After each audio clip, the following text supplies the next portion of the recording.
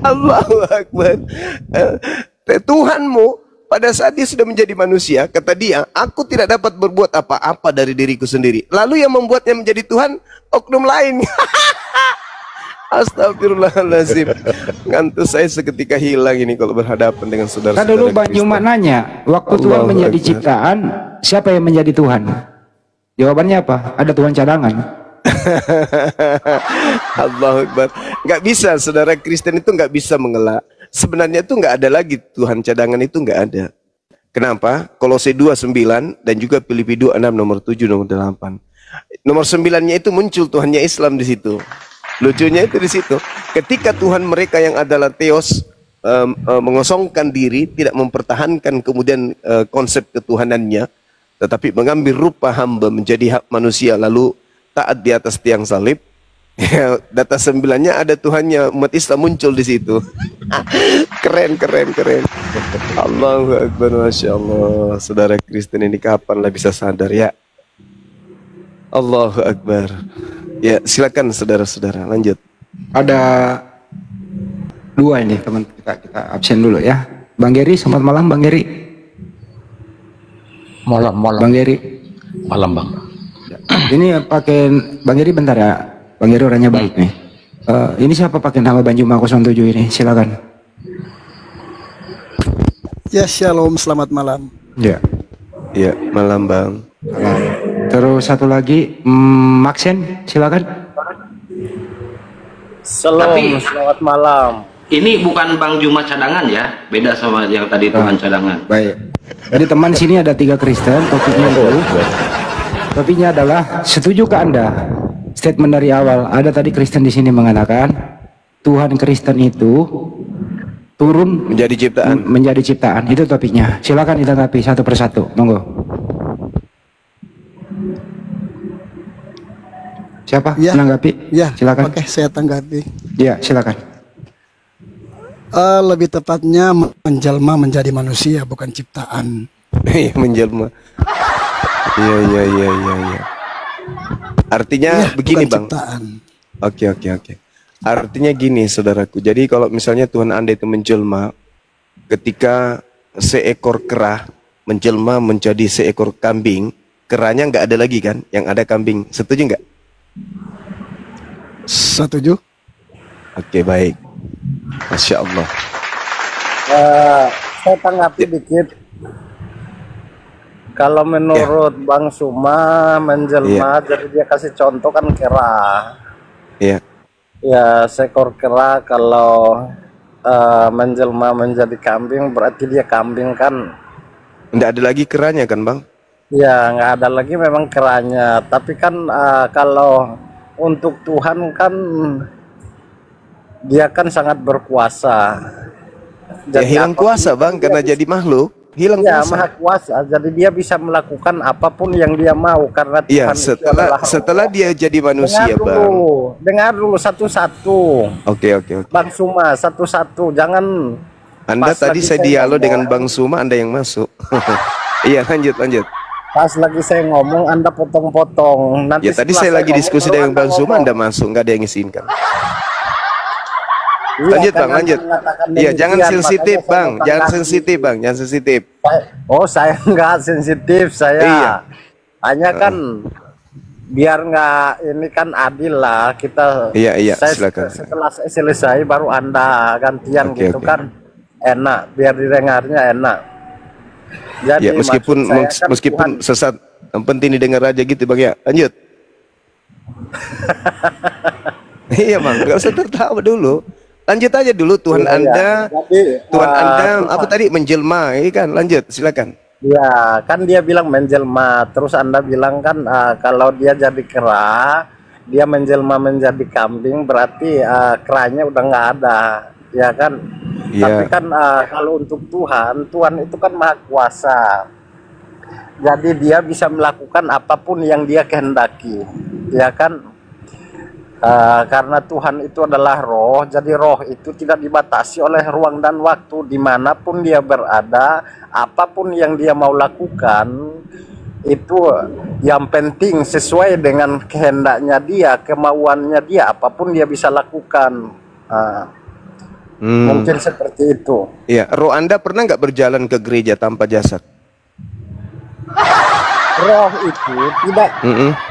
Jangan kamu samakan Tuhan dengan manusia. Tadi katanya roh tidak terbatas. Gimana ini abang? Iya, memang tidak terbatas. Ya, makanya saya tanya, ketika kemudian roh tidak terbatas, pernah nggak roh Anda itu berjalan ke gereja tanpa jasad? Nah, itu salahnya di situ karena Anda menyamakan Tuhan dengan manusia. Lah, tadi Anda sendiri mengatakan Tuhan Anda roh. Iya, memang dia roh. Berarti samanya kita juga makhluk roh. Iya, Sama seperti setan berarti Tuhan Anda itu. Bukan setan. Lah, tapi roh katanya. Iya, Tuhan itu adalah roh. Di mana dalilnya Tuhan itu adalah roh? Kan cuma ada di agama Kristen. Ada. Di mana dalilnya Tuhannya Yahudi adalah roh? Ya. Coba. Tunggu saya bukain ya. Iya, silakan Bang, silakan. Kalau ada saya nikah lagi besok nih. Satu aja belum.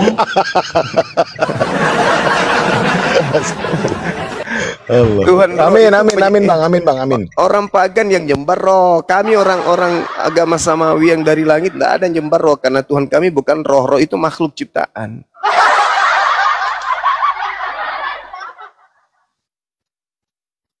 Ada wah, ini orang Kristen, saudara kita Kristen ini.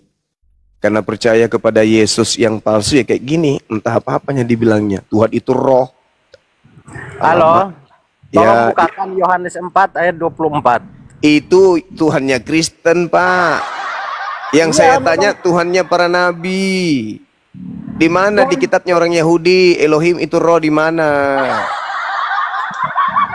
Kalau Tuhannya Kristen memang roh. Wahyu 7 nomor 5. Iya. Binatang bertanduk 7. Wahyu 5 nomor 6. Binatang bertanduk 7, bermata 7. Itulah ketujuh roh Theos yang turun ke bumi. Itu Tuhannya Kristen, memang berbentuk roh. Tuhannya Yahudi, Bang. Tuhannya Yahudi ada nggak diterangkan bahwa Tuhan mereka itu roh? Ada nggak? Jangan kamu tanya agama Yahudi karena saya bukan lah, Yahudi. Anda mengatakan Tuhan itu roh. Iya, memang Tuhan itu roh. Tuhannya Kristen roh, tapi roh. Tuhannya Yahudi pencipta roh. Ini Anda mau lari kemana-mana soalnya. Ya, Anda yang mengatakan tadi Tuhan itu roh, Tuhan Anda aja kali. Tuhannya Yahudi, Tuhan yang disembah Yesus bukan roh. Tuhan yang disembah kami juga bukan roh, karena roh itu makhluk. Setan juga roh. Jadi menurutmu saat itu yang benar, saat Tuhan adalah zat, gitu. Zat itu bahasa Arab.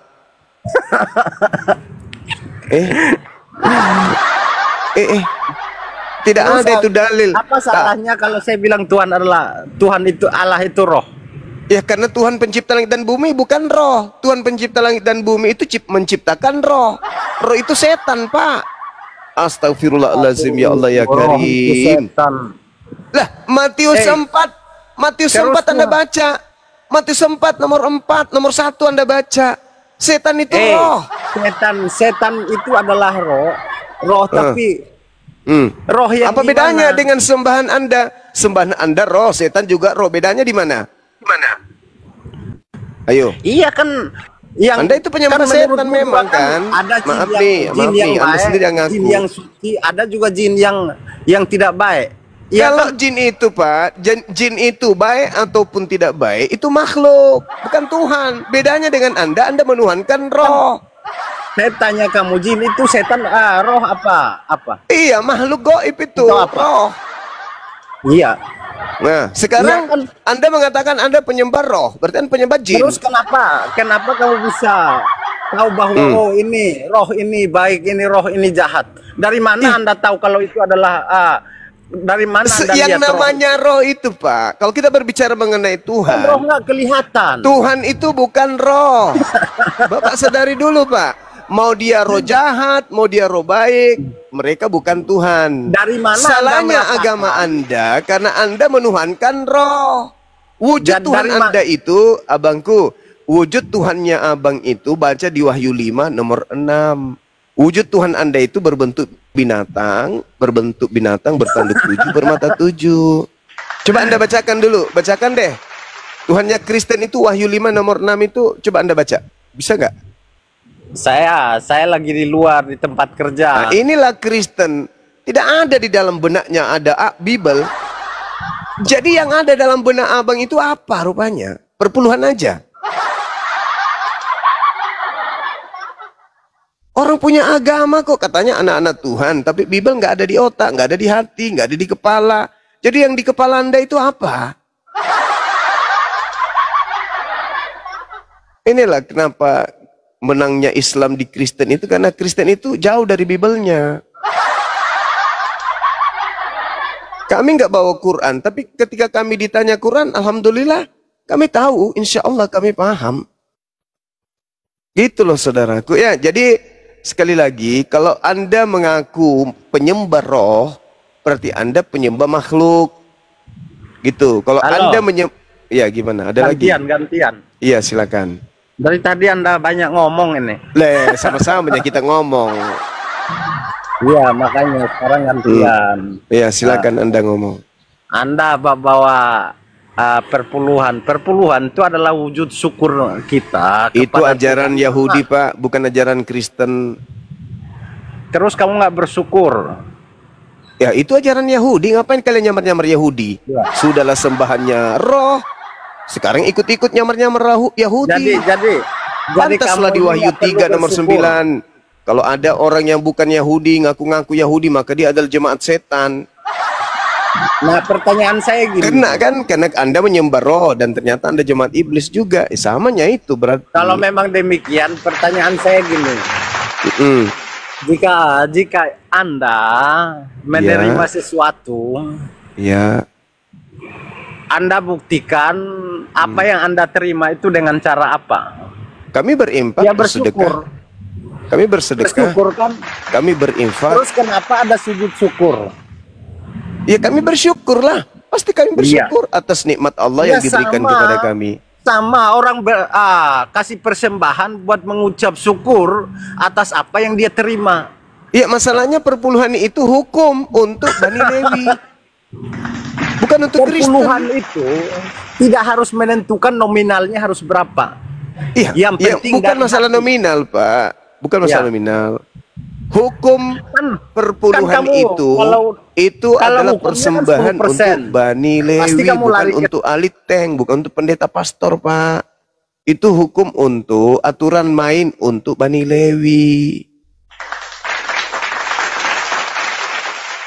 Kalian kok lata? Kenapa kalian lata? Karena kalian nyamar Yahudi. Orang yang nyamar Yahudi itu oleh Yesus sebut sebagai Eligala. Eligala apa serigala sih? Eligala. Terserah sesuka hatimu aja lah. Bukan terserah saya abangku. Itu Bible Anda yang menceritakan itu.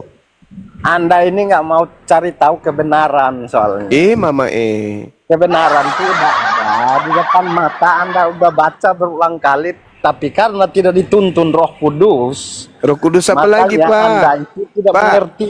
Pak, Roh Kudus itu Anda tidak akan pernah memahami jati diri Yesus sesungguhnya. Saudaraku, Roh Kudus itu bekerja pada orang-orang yang lisannya benar. Iya. Kita nggak benar, makanya kita butuh supaya kita bisa dibenarkan nanti. Oke, baik. Saya ingin tahu karena dari Tuhan Anda. itu benar. Oke, baik. Yesus itu benar, suci, kudus, maka kamu akan disucikan, dikuduskan, dibenarkan di hadapan Bapa. Baik. Nih, kita buktikan, Bang, kalau yang ada di dalam diri Abang itu Roh Kudus atau bukan. Siapa yang mengajarkan Yesus yang suci, orang yang kudus itu mati terkutuk di atas salib? Siapa yang ngajarin? Roh apa yang bimbing Anda menyatakan? Dalilnya begitu? Dalilnya coba Anda baca. Anda tahu dosa akibat dari dosa itu apa? Dosa siapa? Akibat dari dosa itu apa? Maut. Iya, maut. Terus kenapa Yesus itu mati dikutuk? Dia terkutuk karena. Kenapa? Yang ngajarin siapa? Yang saya tanya, Bang. Abangku, yang saya tanya bukan karena apa. Yang saya tanya, siapa yang roh apa? Kita akan disucikan, melalui dia kita akan dikuduskan. Roh apa? Baru kita layak untuk datang kepada Bapa. Roh apa Kalau yang enggak, merasuki bakalan Anda? mungkin.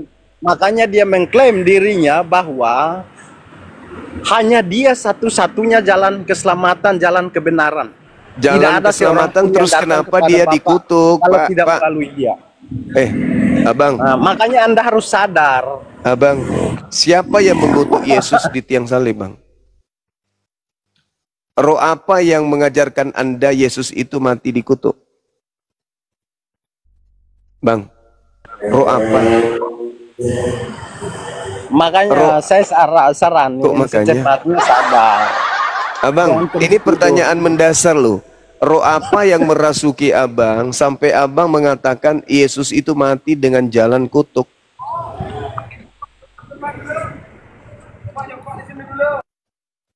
Roh apa yang merasuki Abang? Roh Kudus kah?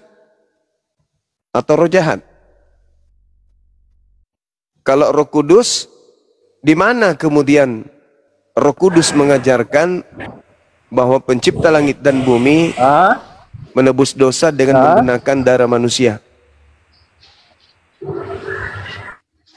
Ayo Bang. Saya tanya kamu sekarang, Loh. kenapa tiap tahun itu Anda selalu berkurban? Untuk apa?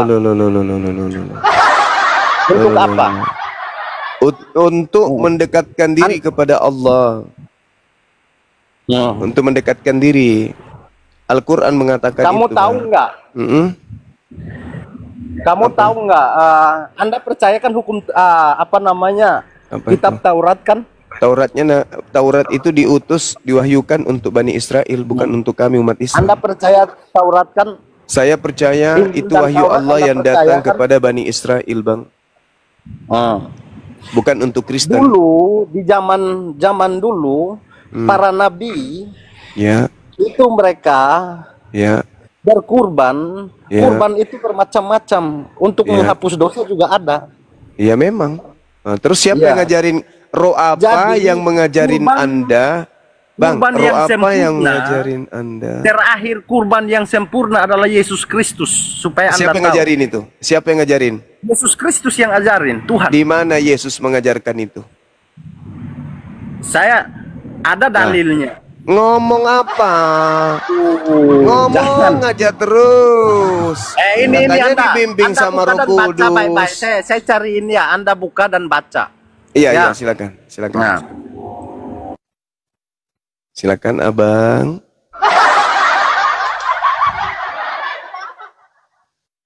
Orang yang berbicara tanpa data, lalu kemudian seenak perut ngomong, ya sudah pasti bukan Roh Kudus. Kalau Al-Quran nih, Roh Kudusnya jelas. Bismillahirrahmanirrahim. Walikulli ummatin ja'alna mansakal liyazkurusmallah ala ma razaqahum min bahimatil an'am. Siapa yang mengajarkan kalian berkurban dengan menggunakan hewan atas nama Allah? Allah. Ayatnya di mana? Al-Quran surah Al-Hajj ayat 34. Kalau mereka yang ditanya, siapa mengajarkan kalian mempersembahkan manusia untuk dosa-dosa, untuk korban, sebagai korban untuk nebus dosa? Nah, mutar. coba Anda baca Ibrani. Itu coba. Ibrani Ibrani ini firman Tuhan. Anda lari lagi kan? Enggak, saya tanya dulu. Lu harus. Katanya Firman Roh Tuhan itu Kudus. kekal, supaya Anda tahu. Katanya Kekal. Roh Kudus. Ibrani ini firman Tuhan kah? Ini tadi kan kita omong soal Iya, Anda kan, saya kan tanya kurban. dalil. Kenapa Saya kan Anda tanya lari dalil, lagi ke Bang. Roh Kudus? Siapa, abangku? Saya Kenapa? tanya, siapa yang mengajarkan Kristen Aduh, menebus dosa ini menggunakan lari-lari. darah manusia? Iya kan, ini kan ayatnya saya mau kasih. Nah, itu Kenapa Anda perkataan lari siapa? lagi ke Roh Kudus? Ibrani itu, abangku, itu perkataan siapa? Terus Ih. firman Tuhan, Ih. kamu percaya nggak Al-Quran itu diterima langsung Ih. jatuh dari langit atau memang dari wahyu yang melalui Muhammad? Wahyu melalui Nabi Muhammad. Wahyu itu dari Nah, langit. terus kenapa Anda tidak percaya kalau Ibrani ini adalah wahyu yang diterima Al-Quran. Oke, saya oleh jawab. dia dan dicatat di dalam Oke, Alkitab. oke, saya jawab, Bang, saya jawab. Ah, Al-Quran itu diwahyukan oleh Allah melalui Roh Kudus kepada baginda Rasulullah Muhammad SAW. Nah, sekarang saya tanya, Ibrani ini diwahyukan kepada siapa?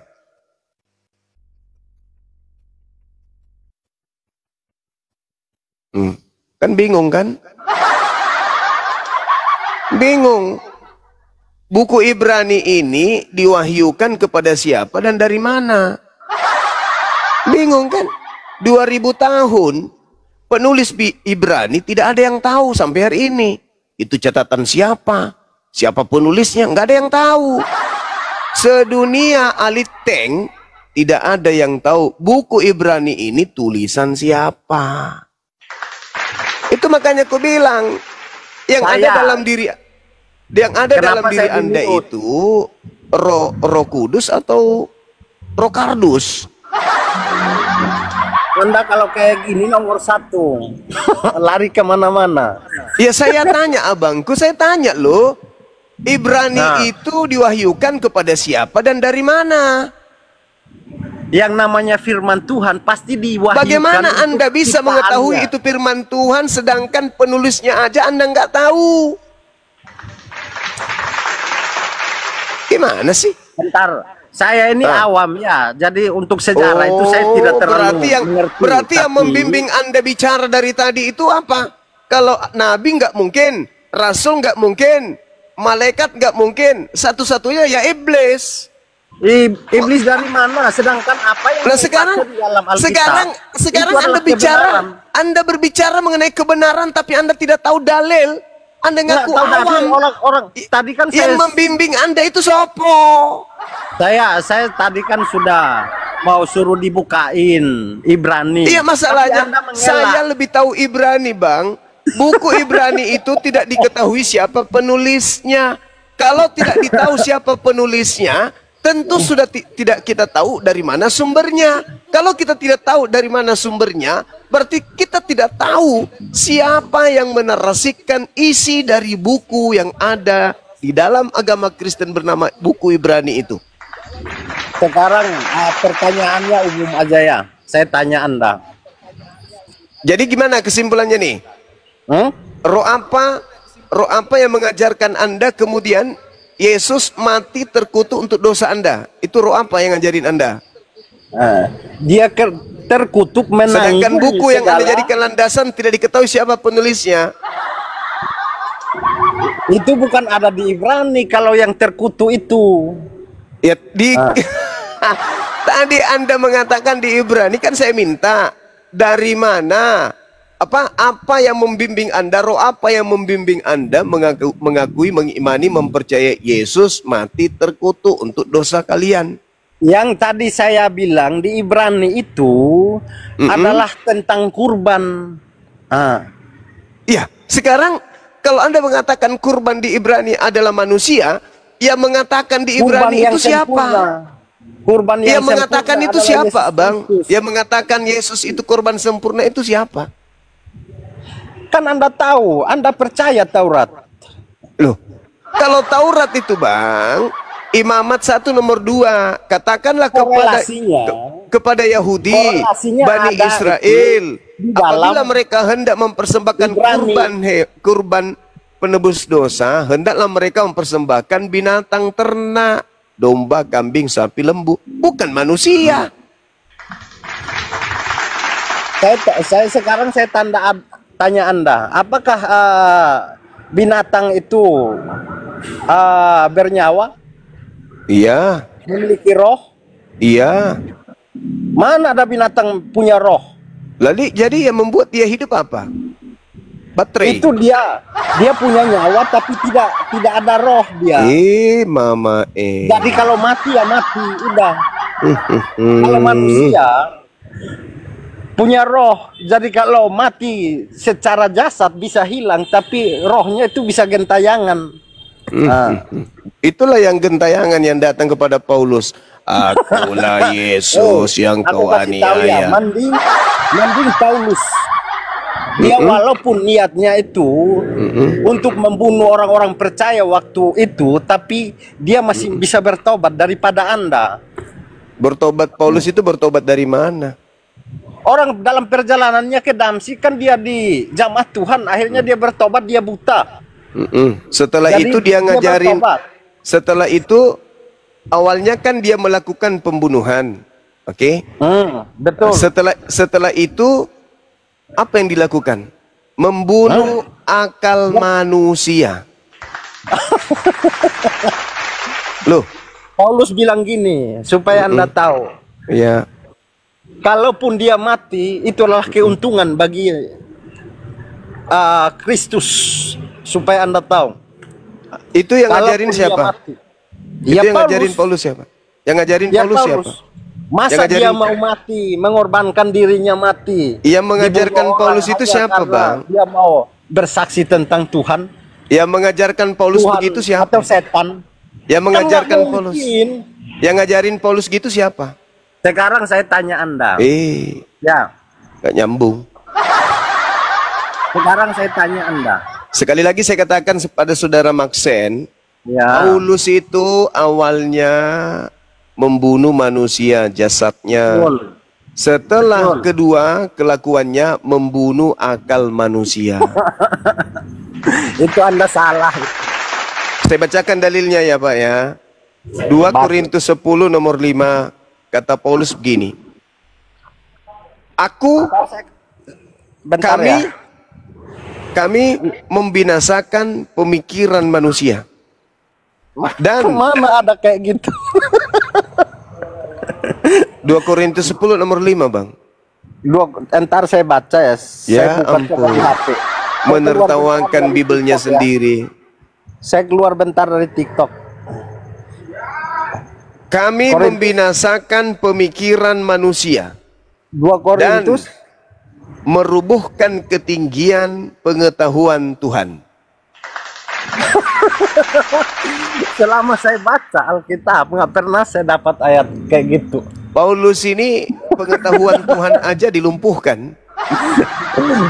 Anda ini benar-benar setan. Loh, kok jadi saya yang setan? Iya, Baca karena Paulus Anda Pak punya surat Pak, 2 Korintus 10 menyesatkan. nomor 5. Paulus mematikan pengetahuan Tuhan. Loh, Galatia 5 nomor 4 buktinya. Coba saya Bahkan baca dikatakan Galatia di dalam Filipi 3 nomor 8. 4. Kita buktikan Hukum coba ya. Tuhan, pemikiran Tuhan itu adalah sampah. Siapa bilang gitu? Paulus, Coba saya Galatia 5, Filipi 3 nomor 8. Filipi, lari lagi ke Filipi sekarang. Galatia 5 nomor 4. Nah, coba saya bacain ya. 2 Korintus 10 nomor 5. Nah, coba saya bacain ya. Apakah sesuai dengan apa yang 1 Anda Korintus katakan 1 atau nomor tidak? 19. Iya, makanya sekarang dengarin dulu. Saya buka Galatia 5 ayat 4. Baru Biar mau saya belajar bacakan. so hebat abangku ini. Kan Anda mau meyakinkan bahwa apa yang Anda katakan tadi itu benar. Saya Makanya ulang Pak, buktikan. sambil Anda cari, Bang, sambil Anda cari, dengarkan saya ya. Paulus berkata begini di dalam 2 Korintus 10 nomor 5. Kami membinasakan setiap pemikiran manusia dan merubuhkan ketinggian pengetahuan Tuhan. Nah, tadi kan nggak gitu awalnya Anda baca.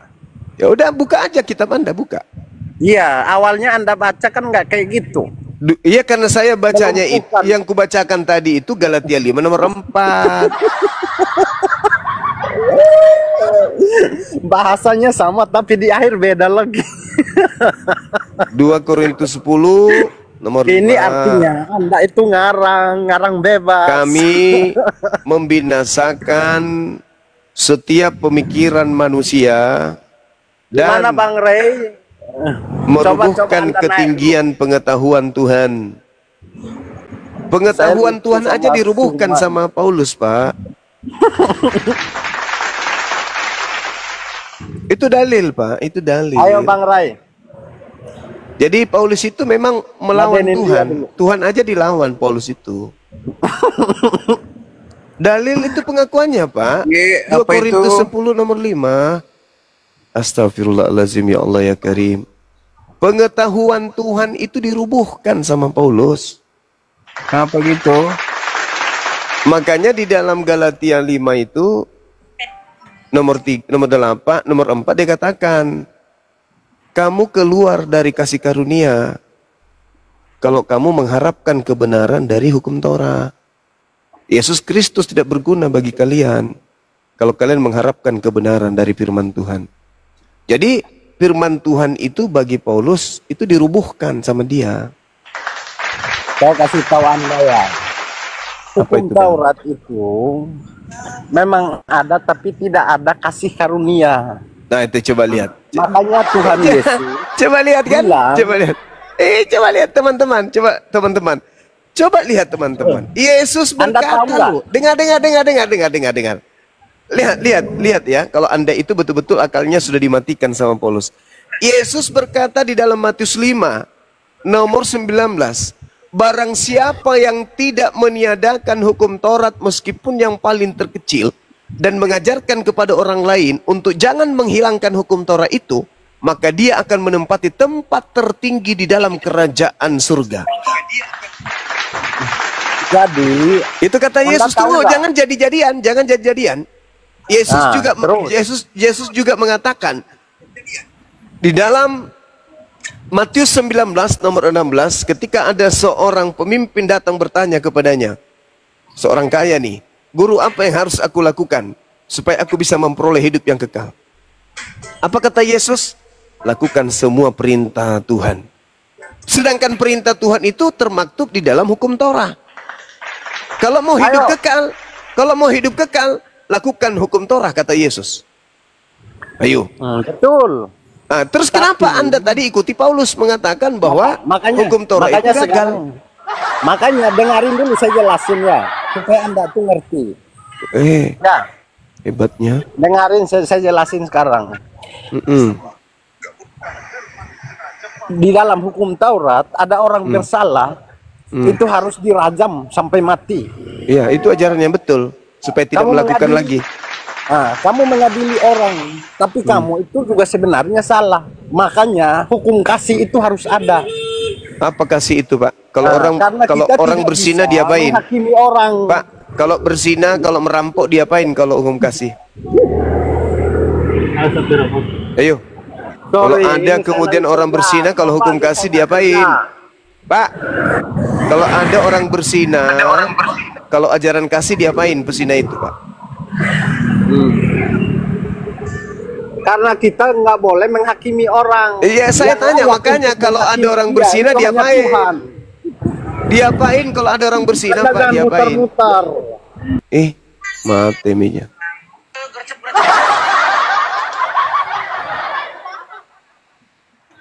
Kalau ada orang berzina, hukum Tuhannya dirajam, Pak. Kalau agama Kristen, kalau ada berzina diapain?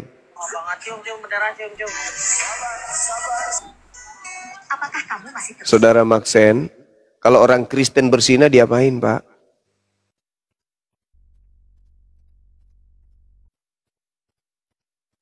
Woi! Pak, kalau Bapak menemukan orang berzina nih, apa yang Anda lakukan, Pak? Saya lagi di jalan. Oh, di jalan. Saya bilang saya lagi kerja. Oh, lagi kerja. Kalau orang Kristen berzina ditemukan berzina diapain, Pak? Sesuai dengan hukum kasih. Kasih kondom bocor. Pak, kalau orang Kristen ditemukan berzina, diapain?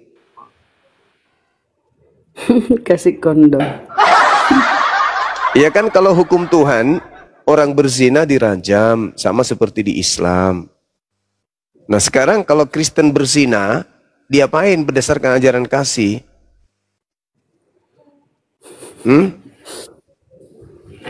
Pak? Pak? Dicuekin, Paman. Dicuekin ya? Atau minta Apa dia minta bagian? Saya masih di jalan. Minta bagian ya? Ya tadi pernah ngomongnya lancar, tadi di jalan lancar. Saya lagi kerja. Tadi kerja juga. Iya, tadi kerja. Iya, tapi kan nggak perlu mulut Anda kan nggak kerja. Sekarang pertanyaan saya, kalau orang Kristen ditemukan berzina, hukum kasihnya itu diapain? Ntar saya jawab ya, ntar saya sampai.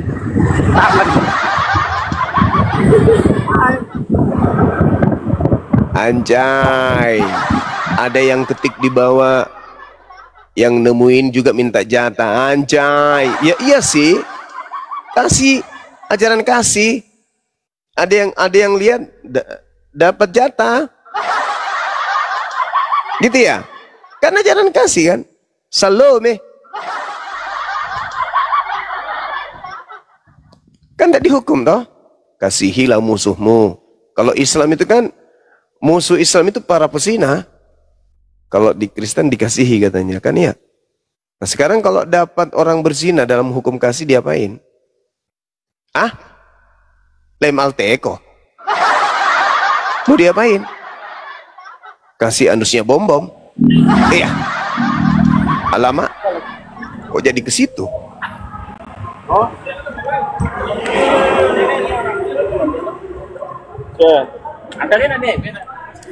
Halo. Ya. Nah, pertanyaannya apa tadi?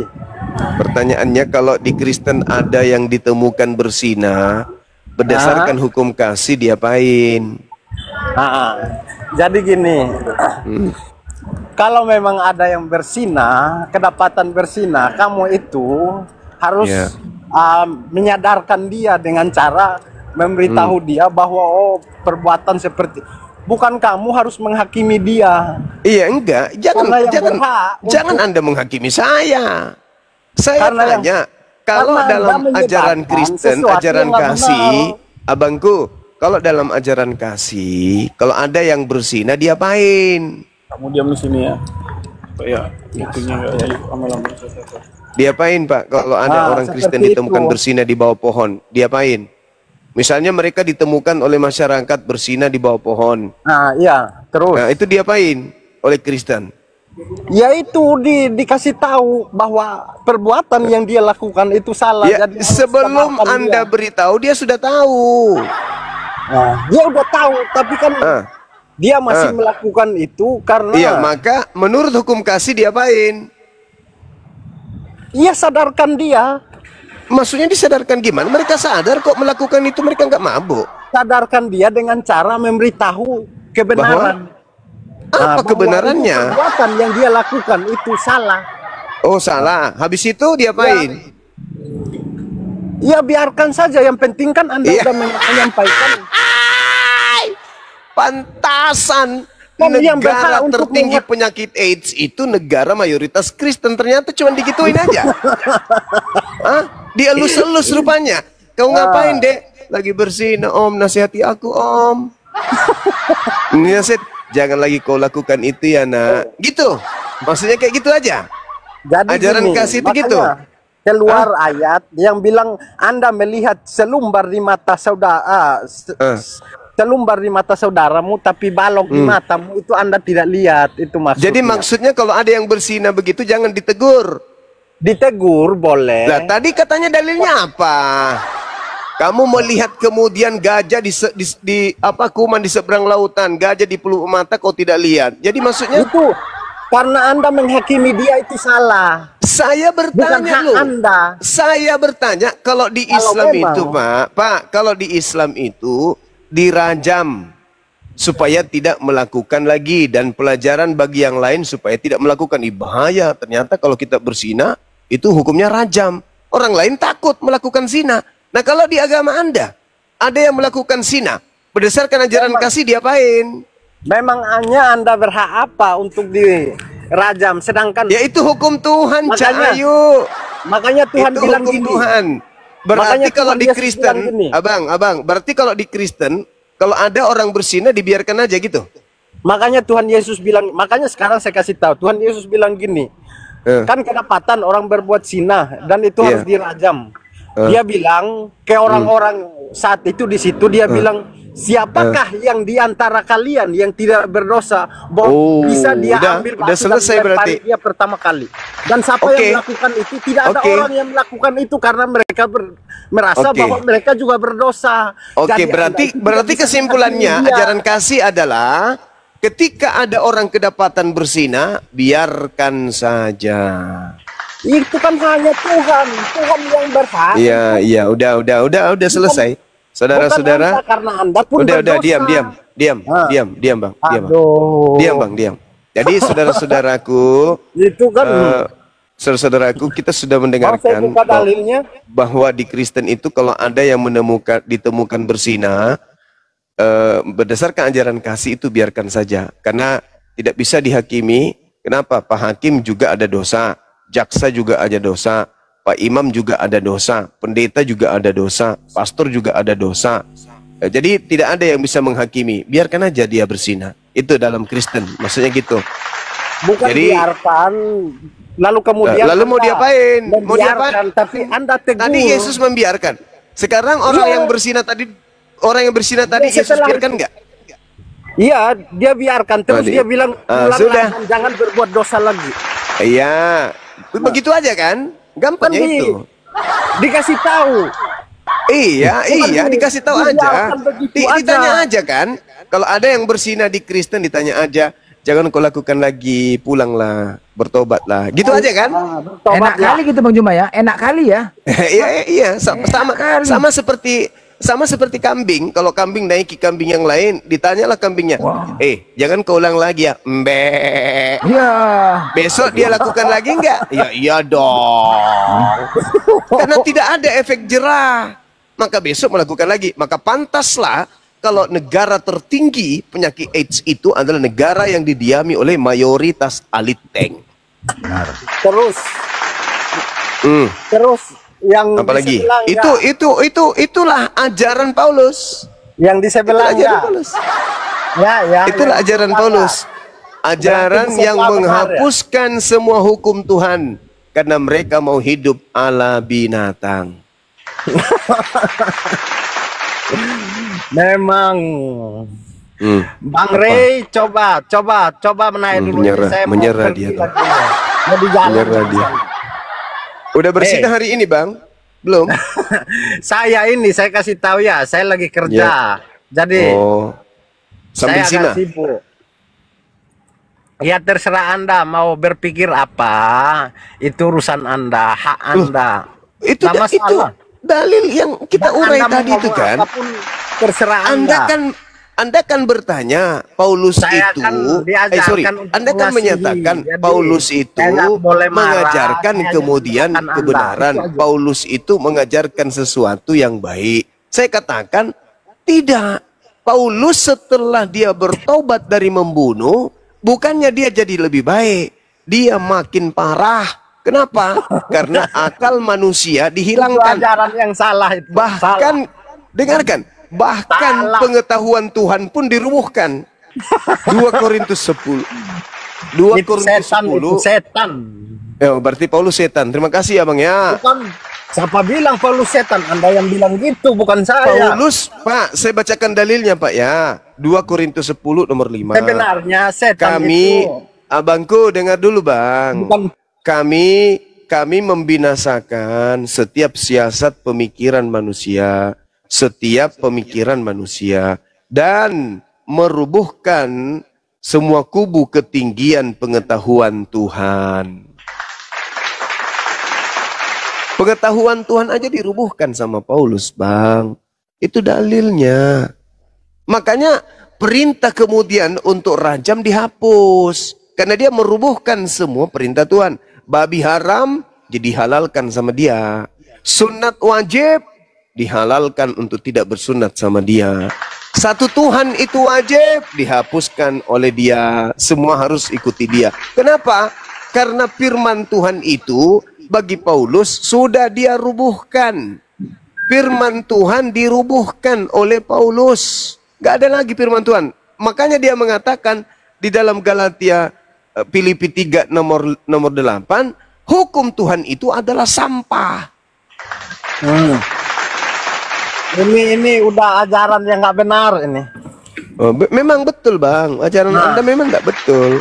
Bukan dari Alkitabnya, tapi dari mulut Anda yang nggak benar. Filipi 3 nomor 8, hukum Taurat itu sampah. Mana ada tulisan kayak gitu? Dia baca tuh. Silakan Anda baca. Silakan Anda baca bang. Silakan. Saya orang berpendidikan, apalagi berbicara mengenai agama itu sensitif. Saya sudah sering dilaporkan di pihak kepolisian. Makanya kalau saya berbicara berdasarkan dalil. Saya nggak mau berbicara di luar dalil.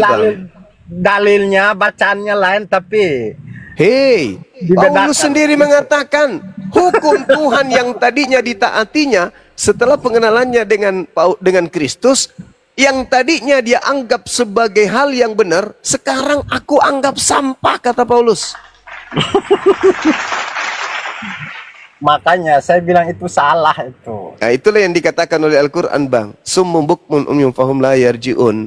Dan Al-Quran di awal tadi saya sudah membacakan ayat suci Quran, bahwa umat Islam temuan yang paling mutakhir yang ditemukan oleh umat Islam, oleh Al-Quran, oleh Nabi Muhammad, yang tidak ditemukan agama sebelumnya itu adalah akal.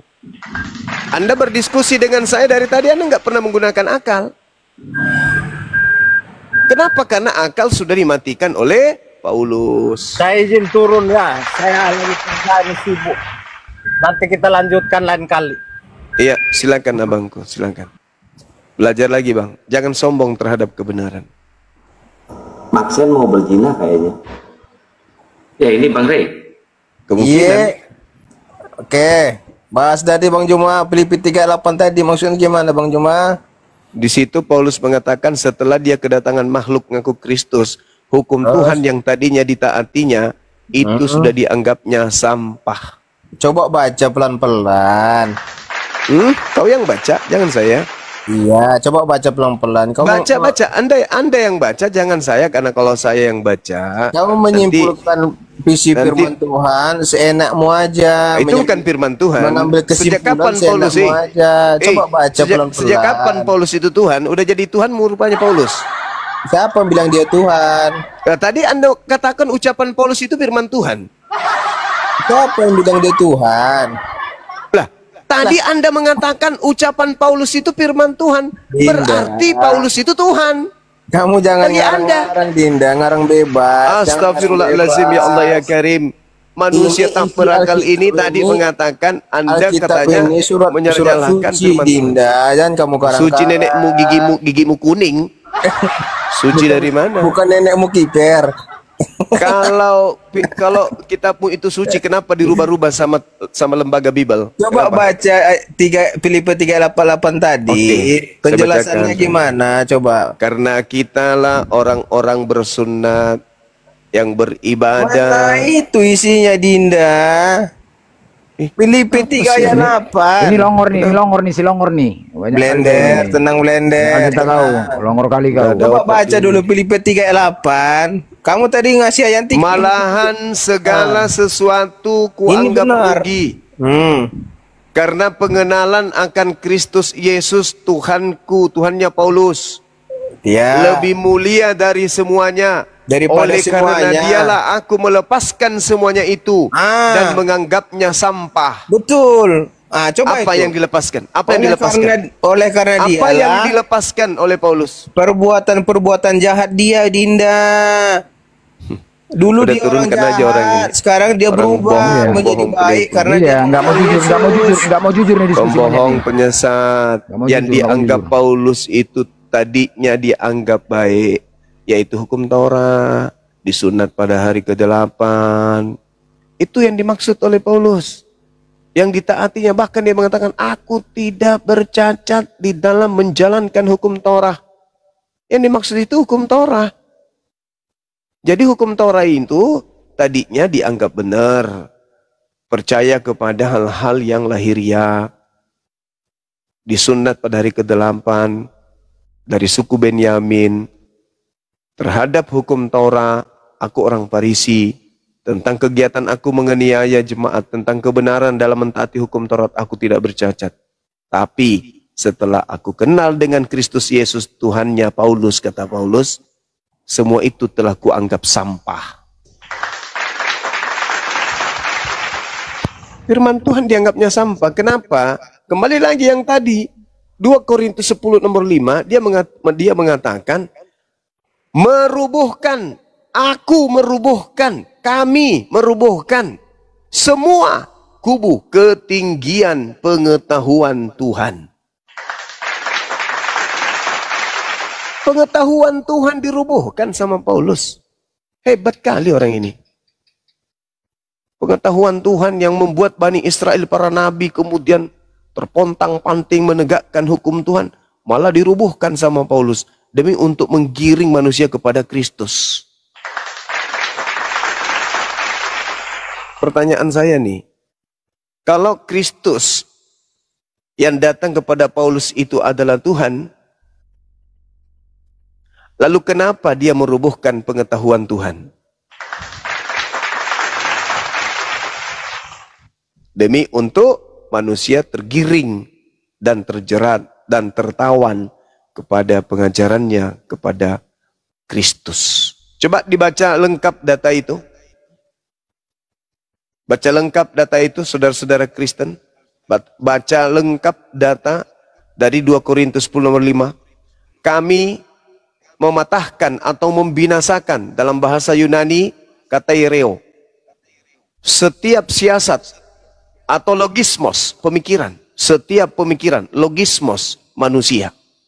Kami membinasakan, kataireo, setiap logismos pemikiran manusia, dan merubuhkan ketinggian, hopsomai. Hopsomai itu artinya ketinggian. Ketinggian apa? Gnosis. Apa gnosis itu? Pengetahuan. Jadi, dan merubuhkan semua ketinggian pengetahuan theos, Tuhan.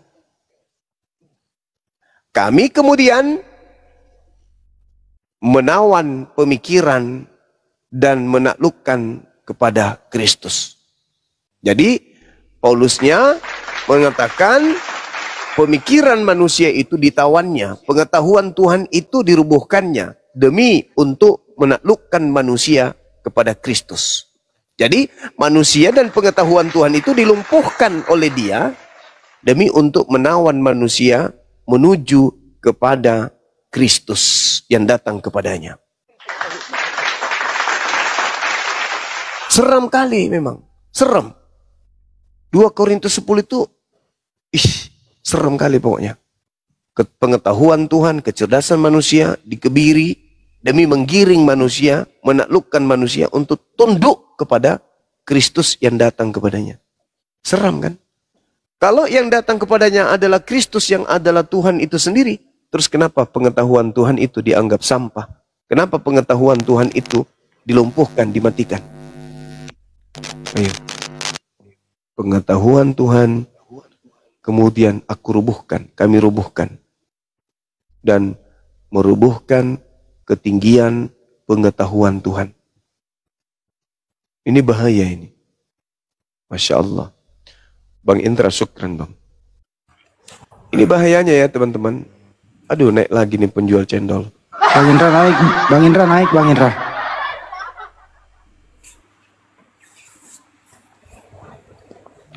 Excel, kau jual aja cendol kau Excel. Tapi kenapa mereka selalu membantah Bible mereka sendiri ya Bang?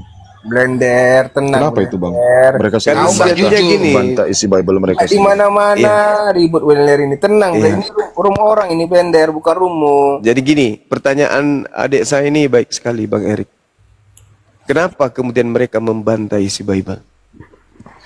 Karena Bible itu adalah catatan, kesaksian-kesaksian yang dikumpulkan oleh para penulisnya, bukan wahyu. Tidak ada umat Islam saat mereka Islam, mereka menolak isi Al-Quran. Tidak ada umat Islam di saat mereka waras menolak Al-Quran. Kok bisa? Karena Al-Quran bukan karangan. Al-Quran adalah ilmu pengetahuan yang berasal dari sang pemilik ilmu. Nah, manusia Islam manusia berakal. Akal dengan Al-Quran sinkron, rangkulan. Sedangkan Bible itu bukan wahyu dari Allah, tapi catatan orang-orang yang melakukan penyelidikan. Maka tentu syarat dengan hal-hal yang bertentangan dengan akal. Sehingga jangankan umat Islam, orang yang mengklaim kitabnya sendiri menolak isi kitabnya. Kenapa? Karena kebenaran akal itu absolut. Tidak bisa terbantahkan kebenaran akal itu. Sehingga sesuatu yang tidak masuk akal boleh mereka percayai, boleh juga mereka tolak. Tergantung selera mereka. Sama seperti dalil. Kalau tidak mengenakkan, di dalam 2 Korintus 10 nomor 5, mereka tidak terima. Padahal tertulis di dalam kitab mereka. Coba aja dibaca tuh. Yang bisa original teks, Anda baca original teksnya. 2 Korintus 10 nomor 5. Kalau Anda menggunakan akal, saya percaya Anda pasti akan keluar dari agama Anda. Bagaimana tidak? Seorang Paulus melawan Tuhan. Nyata dia katakan begitu. Ketinggian pengetahuan Tuhan itu pun dirubuhkan sama dia. Di mana dia melawan Tuhan?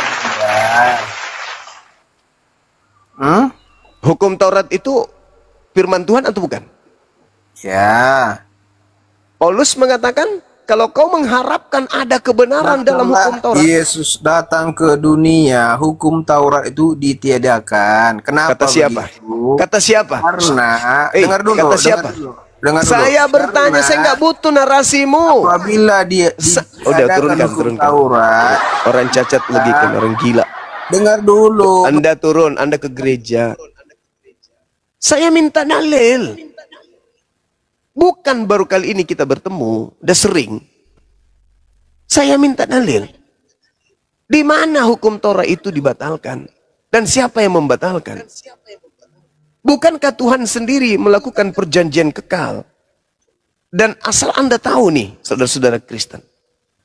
Perjanjian baru orang Yahudi dengan Tuhannya itu justru Torah. Di mana tertulis? Yeremia 31 nomor 31 sampai 33. Aku akan mengadakan perjanjian baru dengan Bani Israel dan Bani Yehuda. Yaitu aku akan memasukkan hukum Taurat ke dalam batin setiap bani dari mereka.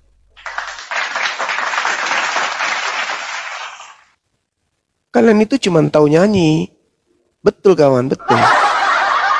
Mereka ini cuma tahu bernyanyi di gereja. Mereka nggak paham isi Bible mereka. Mereka nggak ngerti isi Bible. Mereka hanya didoktrin apa yang kemudian menjadi misi. Dia nggak sadar gitu loh. Ada tertulis di dalam kitab mereka sendiri.